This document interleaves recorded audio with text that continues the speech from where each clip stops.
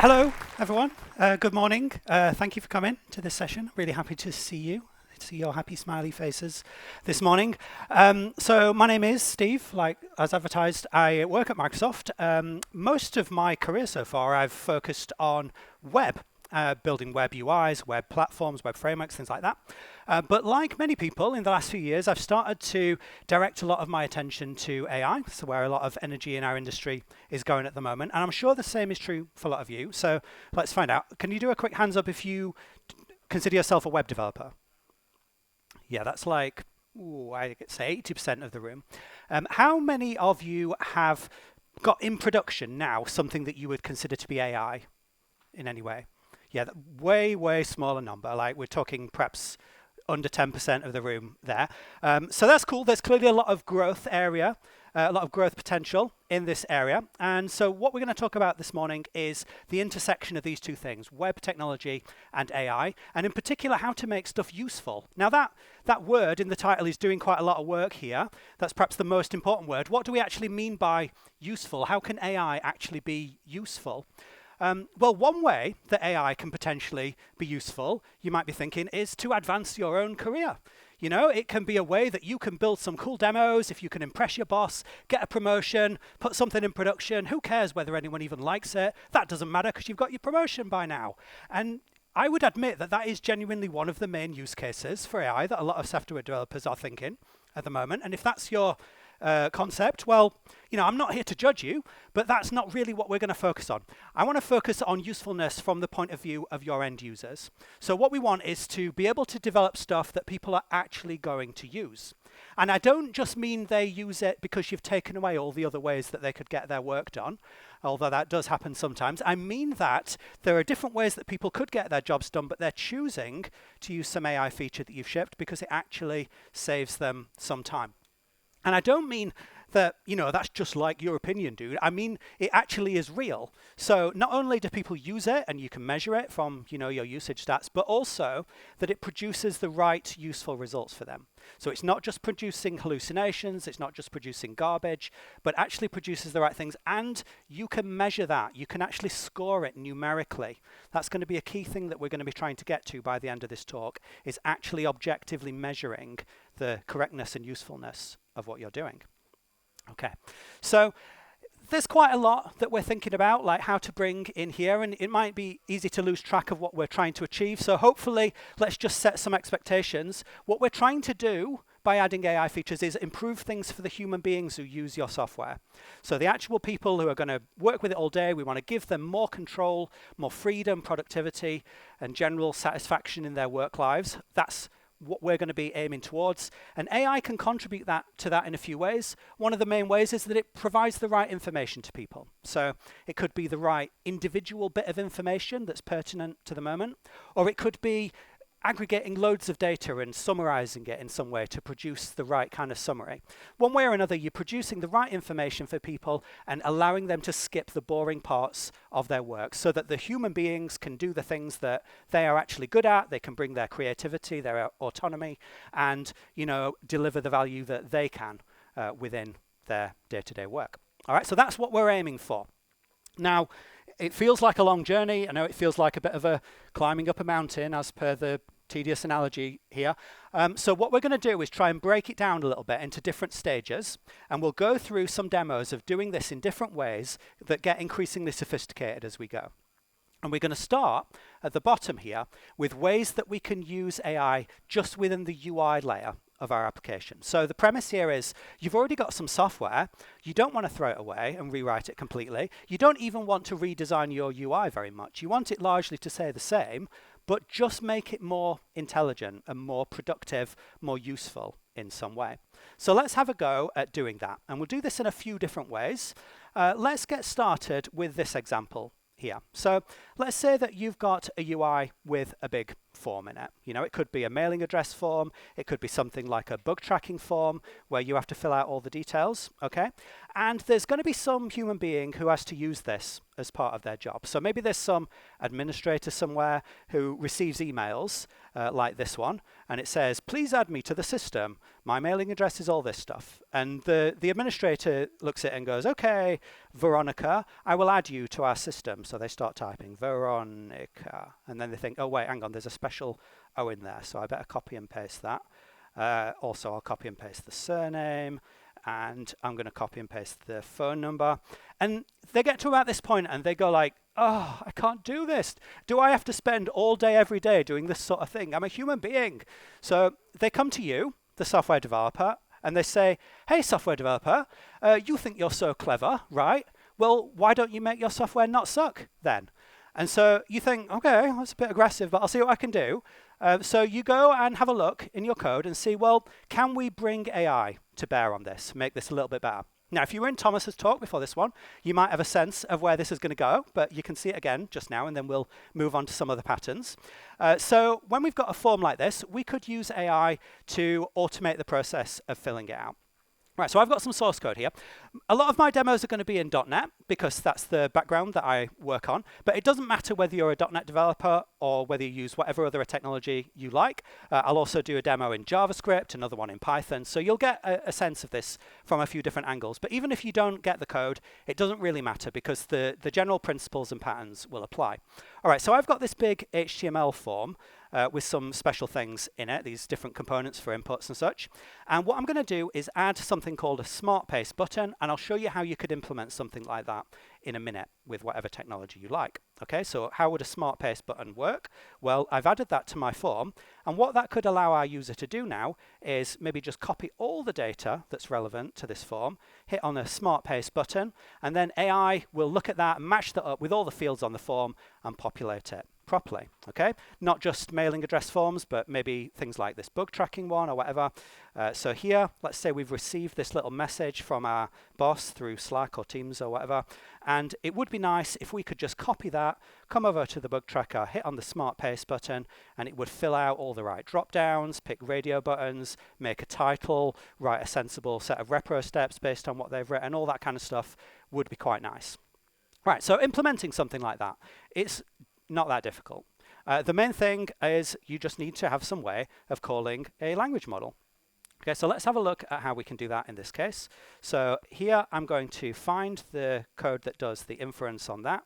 It's down here, and I will find a relevant place to put a breakpoint. All right, so you can see what we're doing is we're building a prompt that we can pass into a language model. And that language model could be Open AI APIs, it could be Mistral, Bedrock, it could be Ollama running on your machine, whatever, that doesn't really matter. The point is that you've got some language model and you can say to it, hey, please give me a JSON object, and for each key on it, infer a value from the user data.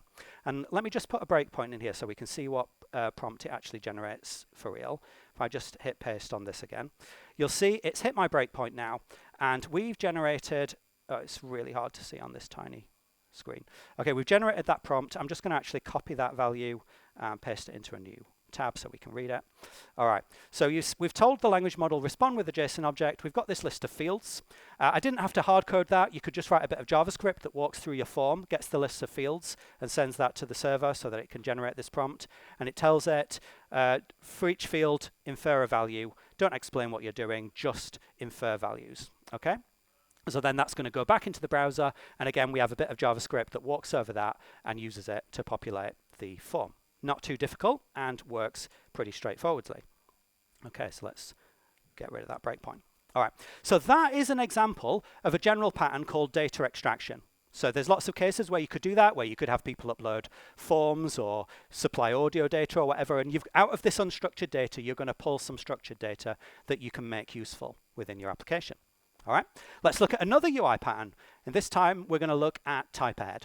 So another case where we want to make stuff faster for our human being users. Right, so let's say that another person who works for your company is some sort of HR administrator, and they have to spend all day every day replying to inquiries from employees about things like, how much vacation can I have? So they come to this form and they type like, for vacation, you get 28 days. For more info, see and then they think, oh, what? Seriously? Am I supposed to remember URLs now? I can't be bothered to do this. And so they come and complain to you again and say, look, make your software actually save me some time. So you'll go and have a look in your sources and you'll say, okay, what can we do to improve this? So let's find this thing that I was working on just there. All right, so this is what I was working on just there, which is this form. And they were typing into a plain old HTML text area, which does nothing intelligent at all to help them. So maybe you could implement your own smarter version of a text area. Maybe you would call it a smart text area or whatever else you like.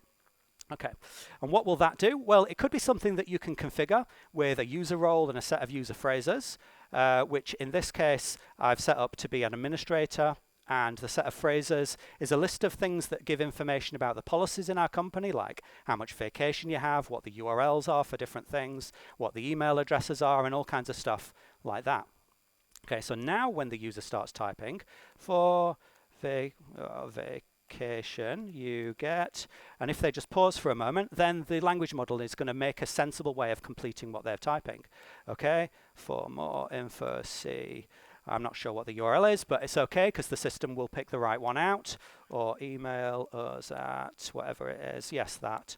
Okay, thanks for your message. There we go. And so we've more easily been able to produce a sensible little response to our end user.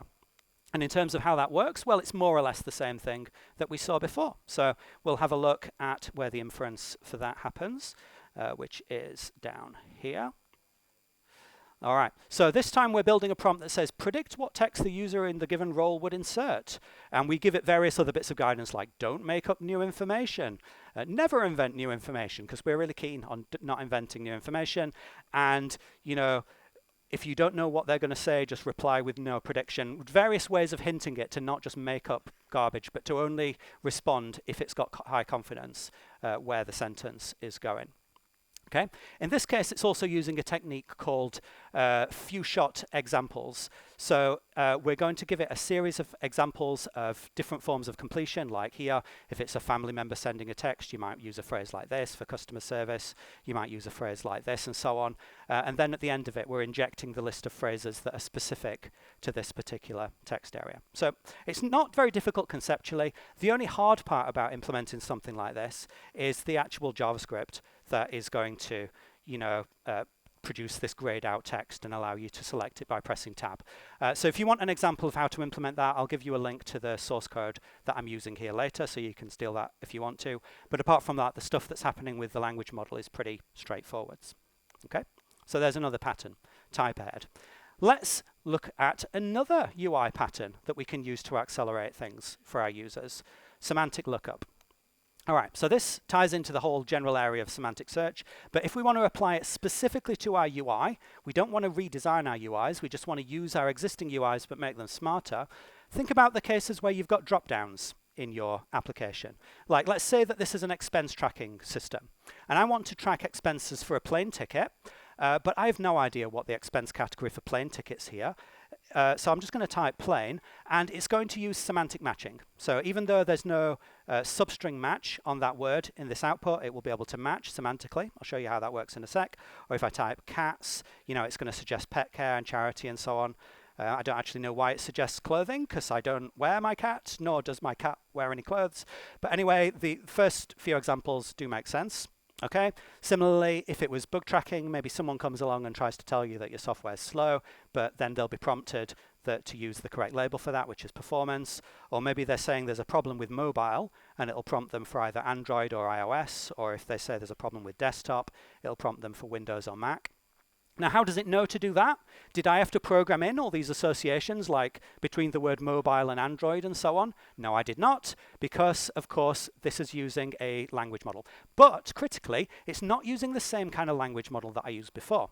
So last time, I was using a large language model, something like, you know, GPT 3.5 or Llama or anything else like that, a large language model. But for semantic matching, you don't need that big machinery. You can use a much, much smaller model and get very good results as well. So it's small enough to easily just run locally on your server on CPU with high performance. In fact, it's so small that technically you can even run it inside the browser on JavaScript. So that's what I'm going to do right now. You probably shouldn't actually do that in reality because it's about a 20 megabyte model to download, but you could, and that's what I'm doing here. So let's see how this stuff works behind the scenes. Let's just test out a few different semantic matches. So I'm going to type cat, dog, goose. Oh, I'll spell that properly. All right. And so you can see that the word goose is 100% similar to the word goose, but is less similar to the concepts of dog or cat. But if I type in kitten, you'll see that kitten is quite strongly associated with cat and less associated with dog. So we get in a sense of the semantic similarity, but it's not just limited to single words. We can put in whole phrases. Let's say something like, where are you today? Okay, and then I'll enter another phrase like, on the Pacific Ocean. All right. Now you'll see that it's not a very strong relationship, but still the most strong relationship that it's picked up is with this question, where are you today? Even though there's no words in common, they're similar in the sense that they're both questions and they both relate to notions of location. So, it's not just doing individual word matching, it's to do with the overall meaning of all the words that are in your sentence. And if I entered something like, going sailing, then, not surprisingly, it's going to pick out Pacific Ocean as the most similar match. All right, so in terms of code behind there, it's actually not a lot of code because most of the work is being done for us by this JavaScript library called transformers.js. And this is a library that knows how to fetch models from Hugging Face. Hugging Face is a community of machine learning people on the internet, which makes available many, many models that you can use. And if I was to go onto their webpage, I could look for models that will allow me to do these semantic searches or sentence similarity. So let's zoom in a bit. All right, so I could look in the natural language processing category, and I could look in sentence similarity, and then I'll get 6,000 different models that I can choose from that represent different ways of doing sentence similarity. And these are all kinds of different trade-offs about how big you want your model to be, how accurate, how many languages does it understand, things like that. Okay, and I've chosen to use this small one called BG Micro V2, which is only about 20 megabytes. Very easy for me to use. And then I've got a bit of JavaScript here, which I'm going to execute now. Let's just type stuff into here, or any stuff we want. What's that going to do? If I step through there, first we're waiting for this model to download on the client, which has already happened, and then we're pushing our text, which is the word stuff, into it right now, and we get our result back, and that is simply this vector. So you may well know about vectors and embeddings, but if you don't, here's the very quick version. The way that embedding models work is that they convert your sentences or text into a vector, a large list of floating point numbers. In this case, it's using 384 dimensions. So you can imagine a 384 dimensional space if you somehow your brain is capable of doing that. And the locations of things in space represent their meaning. So maybe all the cat things are over here and all the Pacific Oceans things are over here. And so sailing concepts are probably more in that direction than they are in that direction. And then when we want to compute the similarity, the logic for doing that is very straightforward. Here's an algorithm called cosine similarity, which works, if you know the maths of it, it's equivalent to a dot product, since these are normal vectors. And if you don't know what that means, it doesn't matter, because as you can see, this is only 2 lines of code. So it's really straightforward to do that. You can make it a bit faster if you vectorize it, but basically the concept of it is you just go and multiply all the corresponding numbers together, and then the result of that is a similarity value between 0, or between -1 and what? Is it -1 and 1? Yeah, it is. Okay, so that gives us our similarity value.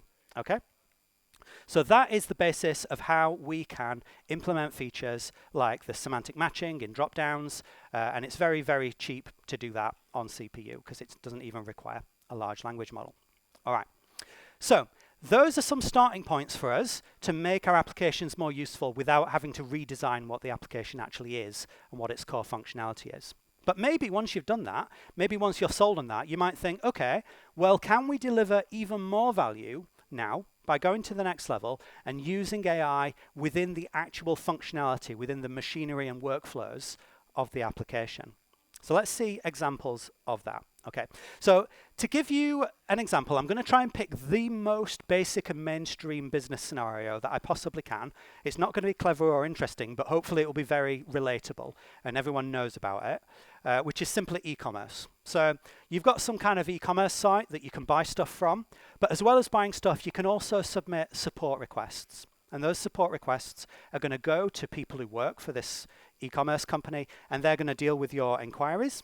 And so they are going to have some UI a bit like this, where they've got probably some kind of big grid that represents the flow of questions that are coming in. And that's their workflow. Now, this is a very mainstream scenario. Can AI actually deliver any useful value in this kind of thing? Well, I think it can. And here are some of the ways it can. So, for example, we've got a search box. So immediately we probably start to think, all right, can we make that a semantic search so that people don't have to remember how to phrase things or don't have to worry about typos or whatever. Okay. We've also got these little titles. So the titles are helpful because they allow staff to remember which case is which. You don't really want your end users to be providing a title because they'll provide some garbage like just the word help or something like that. So you want ideally titles that are genuinely useful, and a language model can easily summarize to produce a distinctive title. We've also got these types, and so when you see that, you might start to think, all right, instead of waiting for people to pick their own types, can we automatically classify? And we've got a bit of sentiment scoring as well, which can help staff know how to direct their attention. And as well as all that, once the staff member starts working on an issue, they're probably going to have, a grid of properties for each issue. And again, we're going to start thinking we can do some classification and semantic search on that. There might be a big conversation that's gone on between the customer and the staff member. Could be a huge conversation, and you don't want your staff wasting their time rereading the whole thing from the start every time they open it. So it would be nice to add a bit of summarization in there so the staff member can immediately get to work. And once they understand what the question is, they want to answer it.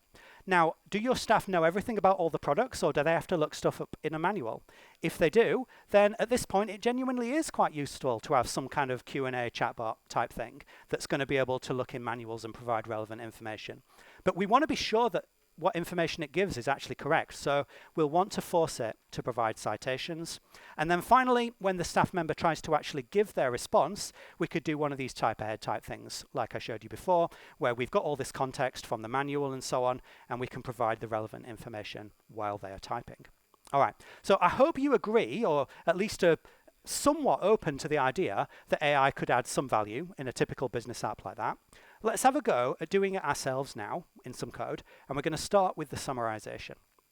Okay, so I'm going to get my application running. And once again, this is going to be a .NET application, but parts of it are written in other languages. So there's some JavaScript in here, some Python. I'll show you some bits of that as we go. And we are going to use a set of different language models and, well, large models and small models in order to add some of that functionality. Excuse me. All right, so here it comes when it starts up. All right, so we're going to go into this staff web UI, and you'll see that that looks very much like the thing that I had in those PowerPoint slides, except we are missing the summary and satisfaction things. And if I go into one of these issues, you can see we do have this really long and tedious conversation with the customer, and there's no way I can possibly bother to read all that. So I want to add a bit of automatic summarization. And the way I want it to work is, every time someone submits any message, like let's just send a message, a really stupid and useless message like that. Whenever a message gets sent, I want it to regenerate a summary of the overall state of the conversation at this point. So I'm going to go and find the code that I've got that deals with when messages get added. So that is going to be here. And make it so we can see it. All right, so this is a bit of C# code that deals with messages getting posted. This is the code that actually saves it to a database. You don't need to know about that. But what I want to do is add the ability to automatically add a summary once we've done that. And what's that going to do? Well, if we go into the code for that, it's going to be very similar to the sort of thing we were doing before. So once again, we are telling a language model what to do. We're saying, your job is to write summaries. And here are some details. We'll inject some information about the context, like what product and brand this is about. We'll inject some of the information we've got about the conversation history. And we'll tell it what to do. We'll say, write a long summary, up to 30 words long. That's what we'll use in the details page. We'll say, give me a short summary that we can use as a title. And we'll say also, based on what they said, I want you to score the customer's satisfaction using one of the following phrases. Okay? And the phrases that we're allowing it to use are all of these things up here. Now, you might think, well, that's a bit weird. Why don't you just tell it to give a satisfaction score between like 1 and 100 or something like that? And the answer, as you will learn if you start working with language models, is because it's a language model and not a numbers model. And language models are really good at working with languages and really bad at working with numbers. If you ask it to give you a number between 1 and 100, it will give you a number, but it probably won't have very much correspondence to the facts that you're trying to get it to rate. Whereas if you ask it to pick one of these emotional words, it will do a great job of picking one that matches the tone of how the customer seems to be. And then you can just map that back to a number yourself. So that's a little bit of prompt engineering. All right. And then we're telling it finally to reply with a JSON object. We can parse that and we can store that in our database. All right. So let's try that out now. So I'm going to say, send another message like this. And that should now go to the system. Actually, it's a bit of a long summary. I should probably make it less than 30 words. But anyway, it's produced a summary, and we now have a basic sense of what the customer is asking us. And if I go back to the main page here, you can see that we've generated this short title as well. We've also generated a customer satisfaction score, which in this case is very low. Okay, so let's try another one. Just send another message to them just to force it to regenerate. And you can see, once again, it's produced an excessively long summary. So I want to work on my prompt a little bit. But it has summarized it. And over here, we've got our title and we've got our customer satisfaction score as well. All right. So that's just getting us started with a bit of summarization. Let's try out some other stuff now. Let's try out some classification. And I'll be able to use a different type of model for this. So what we're going to classify now are these case types. You see we've got various different types that we can pick from, question, comment, and so on. And we could allow the end user to pick their own type, but they probably will just put garbage into it.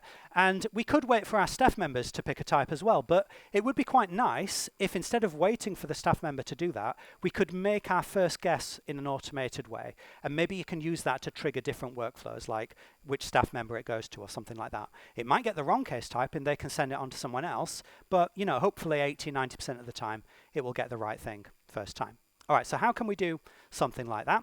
Well, we could go and find a model for it. Well, we could actually use a large language model. Okay, so we could just say to a large language model, here's some text, pick a label for it, and it'll do that. It'll do a really good job of it. Fine. But large language models are expensive to consume. You know, you're paying for every token that you're using, and it might take half a second or something to round trip all of this stuff. So wouldn't it be nice if there was a much smaller model that could do classification really well? And there is. So if we went back to Hugging Face, we could have a look under the zero-shot classification category, and we'll see there's lots of different models for that, again representing different size accuracy trade-offs. And what these models do is they take in some text and a set of candidate labels, and they tell you which label they think is the best match for it. And again, these models are quite small. You can just run them on your server, and that's what I'm going to do here. So I've got a little bit of Python code, which I'm going to have to try and find now. All right, so within my application, I've also got an API server built with Python, Python Fast API, and among that, I've added a classifier endpoint. And I'm going to use this library called Transformers, which is the Python version of the Transformers.js library that I used before. And just like that, I can tell it which Hugging Face model I want it to use. In this case, I'm using this particular one, and I'm setting it up for zero-shot classification. And that allows me then to have a endpoint that receives some text and a set of labels and decides which one is the best match. So let's try that out directly, just using curl. So if I make a request to my endpoint here saying some text, this is a Python API, and the candidate labels are animals, programming, or music, what's it going to pick? It's going to pick programming. Okay, and if I change that text to this is a Python, it's now going to pick animals. Or if I change it to this is a song about Pythons, it now classifies that text as being music. So this is what we're using here in this application. When a user comes along and submits a support ticket, we are going to automatically run it through that. So let's pretend to be an end user now. So I'm going to say I want to add a support request about a particular product. It's going to be about a tent. We've got semantic search on that, so it would match things like hammock as well. How can we help? is this hammock edible? Okay, so I'll submit that. Very reasonable customer support inquiry there. And now if I go back to the list here, you'll see that Bob Smith has asked this question, and in fact it's been categorized as a question, as it should be. Whereas if Bob was to say something like, I need to return stuff, like that, and we submit that, then when I come back over here now, you'll see Bob, his new case has now been classified as returns. So we could trigger different workflows based on that, even if it's not 100% accuracy, as long as people can still change the classifications that have been assigned after the fact. Okay, bit of classification there. Right, moving on again to another application pattern that we can do if we're really serious about building this sort of thing. We'll get into the more complicated one now, which is this whole Q&A chatbot type thing. All right, so let's try and take on another one of these support inquiries. Let's do this one. And okay, so my first problem here is that this person is trying to talk to us in German, and I do not speak German. I'm sure that many of you do, but I don't, so I don't even know what they're saying here. So of course it is genuinely useful to be able to say something like, what are they asking? Translate to English. And then hopefully that will be able to reply with a reasonable translation. Now, it's not surprising that that works well, because the entire large language model revolution came out of automated machine translation. That was where all the models started, and that whereas all this work around transformers started. And so we should expect it to be pretty good about doing translation. Okay, that's cool. But can it actually answer this question? The customer is trying to ask what the pin code for Bluetooth pairing is. So I could ask it, what does the manual say about this? What does it do? It says, I will look up the manual to find information. But then it doesn't. So it's just completely lying to us. It's saying that it's going to answer the question, but failing to do so. Why is that? Let's go and see our code here and make sense of how this is implemented and how we can give it the ability to actually answer these questions properly. Okay. So what we've got here is this is the code that gets run whenever I submit a message to it. So I've got some JavaScript in the browser that when you submit a message, it's going to send a fetch request to the server with that message. And then on the server, we are going to build a prompt into our language model and get it to actually provide a response. In this case, our prompt is saying, you're an assistant. Your job is to help customer service. Here's some context about the product that we're working on, the customer name, the summary that you generated earlier about the ticket, in case that helps. Here's the most recent message from the customer. So that's how it was able to translate the message, because it was in the context window like that. And we give it some other prompts as well, saying things like, if this is about the product, I really want you to search the product manual. Always justify your answer by providing a search result. Okay, so that makes sense, but it didn't search the product manual, did it? Why not? Because by default, language models cannot access your data. Not surprising, really. Unless your data was somehow part of the original training for that model, it doesn't know about your products. And so that brings us to a classic pattern that you've probably heard of already, called retrieval augmented generation, or RAG. And there's a talk at the end of today that goes into RAG in great detail. So if you want to learn about some advanced RAG techniques, you can go to that later on. But this is just going to give us a quick overview for people who are not familiar with how this works. So the general concept of retrieval augmented generation is that during the generation, we allow the language model to make calls back into your code to ask for more information.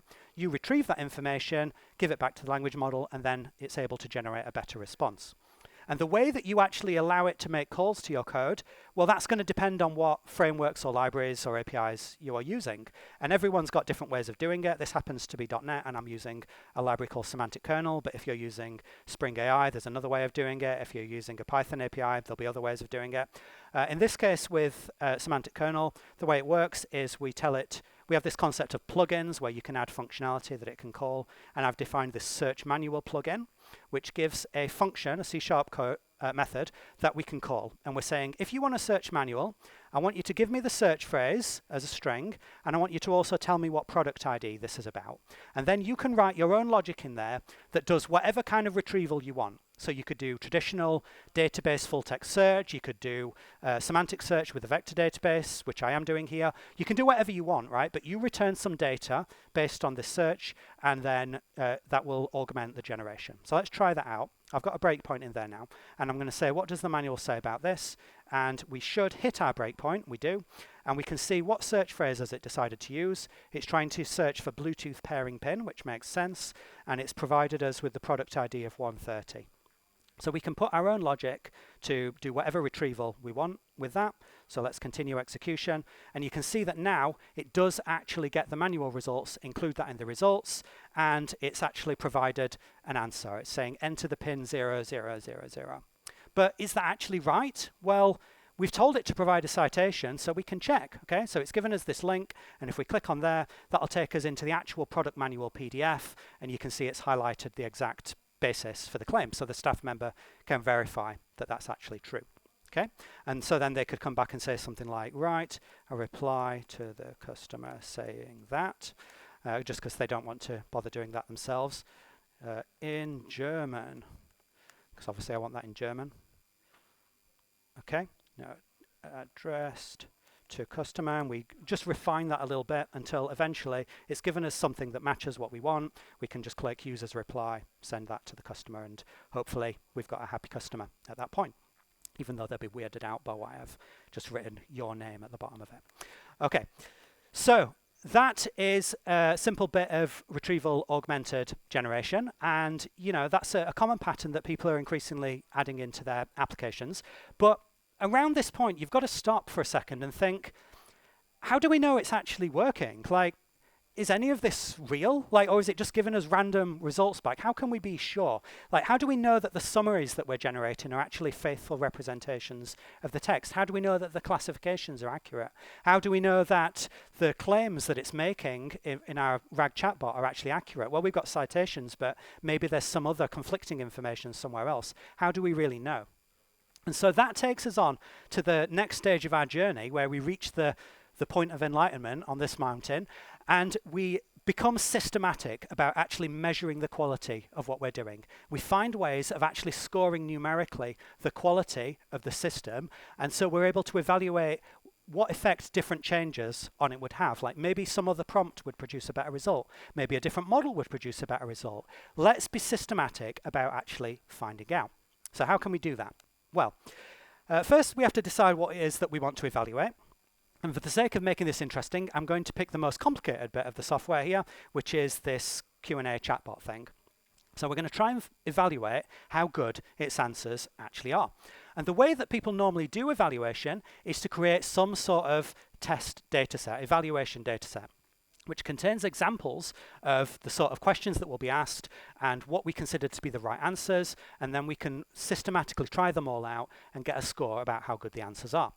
So in terms of getting data like that, well, all the data actually that you've seen in this application, all the customers, tickets, products, the manuals, everything that you've seen in here has been stuff that I've just generated using AI, and I'll give you access to the code for that at the end of this talk. It's often very useful to be able to work from machine-generated data sets because perhaps for privacy reasons you can't use your actual production data in development or testing. And one of the benefits of having a system of generating all this sort of test data is you can generate an evaluation data set as well, and that's what I've done here. Okay, so I've got this set of evaluation questions that I've generated, and that is a long list of questions, like really long, hundreds or thousands of different questions that customers might ask, and for each one we've got the right answer. So for product 35, what is included in the set? Well, it's this stuff. Or for product 28, how do you turn it off? Well, press and hold the power button. Okay. Now you might ask, how do we know that this is the right answer? Like if this was generated by AI, maybe this is wrong as well.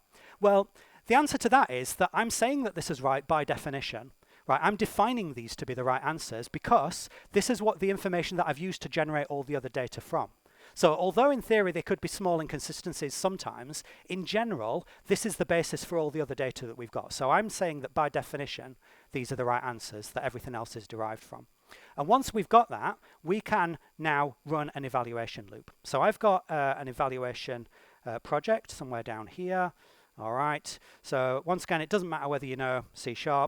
Conceptually, you can imagine what we're doing here is we've loaded all of that list of questions, and then we're looping over them with some level of parallelism just to make it a bit faster. And we're sending all of those questions to the chatbot. And we're getting its answers, and after it's given us some answers, we can score them using another language model. So we get the answer, that it's given us, we get what we say is the true answer, and we send that to another language model saying, how well does the answer that's given match the truth here, given that this is the truth? And we can ask it to score it based on relevance, truthfulness, accuracy. We can also score the speed, the number of tokens, whatever other things that we want to generate an overall number of the quality of our system. So let's try that out now. I am going to, actually just before I do that, I'm going to do a thing to change the behavior of the assistant so we can see the effect of it. So remember here I gave it the ability to search product manuals. I'm just going to take that ability away temporarily, and now I'm going to run my evaluator. So that's going to loop through all those thousands of questions and send them to the back end, and it's going to get scores. And this is not just evaluating the prompt, it's not just evaluating semantic search, it's not just evaluating the model or your agent logic or anything else, it's evaluating everything, like it's a full end-to-end evaluation of everything working together. And we're getting these running average scores, and I could leave this running for a long time to get a very stable average eventually, but we're not going to bother doing that. You can see on average it's producing scores that are about 0.4, 0.48, something like that. That's slightly higher than I'd normally expect. Eventually that will average down to about 0.3 something, and it's answering in about 1.2 seconds. Okay, so these numbers, the absolute value of the number doesn't matter. What matters is that bigger numbers are better. And this is the way it's scoring if it doesn't even have access to product manual data. But I'm going to give it access to the product manual again by uncommenting that line of code. And then I'm going to run the evaluation loop one more time. And we should see, hopefully, that it's going to produce better scores now because it's now got access to the actual information behind the scenes. So let's just wait for it to start giving us some numbers. And you can see that as the average starts to come in, it's much higher than it was before. Well, actually, it's surprisingly low there, but it is higher. It's already higher. And I know from experience that's going to end up averaging out at about 0.8 over the long run. But it's also taking quite a bit longer. You can see that previously it was taking 1.2 seconds, where it's now taking about 2.1 seconds for each inquiry. And we should expect it to take longer because it's now going through more cycles in order to search the manual and generate a better answer. But clearly the average score is much higher now than it was before. So the point of this is that it allows you, the developer, to make whatever trade-offs you want. You can try out different prompts, you can try out different models, different agent strategies, different vectorization approaches, different chunking, whatever you want, and then you can determine whether or not the scores are actually going up or down in a systematic way. All right, so that is all we are going to have time for today. I hope some of that has been useful to you. If you want access to any of the code from here are some links. Now, as I've said, this is .NET code mostly, but if you want, you can go in there and just steal the JavaScript or the Python or the CSS or whatever is useful to you and generally use that for inspiration in your application.